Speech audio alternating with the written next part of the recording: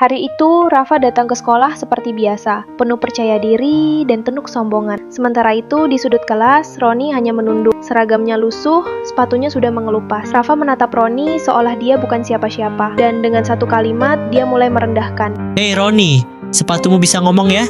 Hati-hati nanti mangap semua.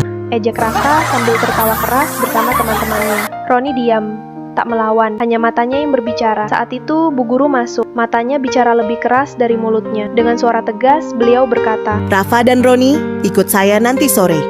Wajah Rafa berubah, bukan kemarahan, tapi bingung. Bingung karena ini pertama kalinya dia diminta ikut oleh guru. Roni mengangkat wajah, rasa bingung menyelimuti wajahnya. Mereka naik ke mobil tua milik guru. Rafa tampak enggan. Rafa menatap jok mobil yang robek, bukan jenis kendaraan yang biasa dia naiki. Mobil tua itu berhenti, bukan di rumah mewah, tapi di depan rumah kayu reyot nyaris roboh. Rafa seolah tak percaya dengan apa yang sedang ia lihat. Sementara Roni hanya diam, tenang, seolah ini bukan kejutan baginya. Rafa melangkah masuk. Di hadapan Rafa, ada cahaya dari mata anak-anak yang tak punya apa-apa, tapi penuh harapan. Roni mulai mengajar anak-anak membaca dengan suara lembut dan sabar. Anak-anak memperhatikannya bukan hanya karena buku, tapi karena mereka melihat pahlawan di depan mereka. Rafa hanya berdiri di belakang, tak percaya dengan apa yang dilihatnya. Seorang anak kecil tiba-tiba menyodorkan buku robek kepada Rafa. Rafa menerima buku itu lalu duduk perlahan dan mulai membaca. Tak selancar biasanya,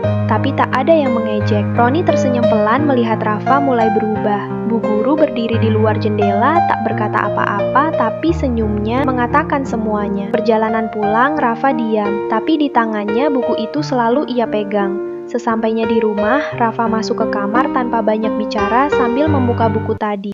Ia merenungi tentang sepatunya yang mengilap, lalu membandingkannya dengan sepatu Roni dalam bayangannya. Besoknya, Rafa datang ke sekolah dengan sepatu yang sama, tapi ada yang berubah dalam sikapnya. Ia mendekati Roni dan mengulurkan sesuatu, sepasang sepatu baru untuk Roni.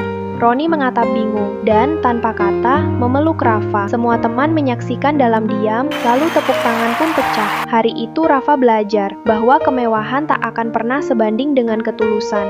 Pesan moral, kesederhanaan bukanlah kekurangan, tapi kekuatan yang hanya bisa dilihat oleh hati yang terbuka.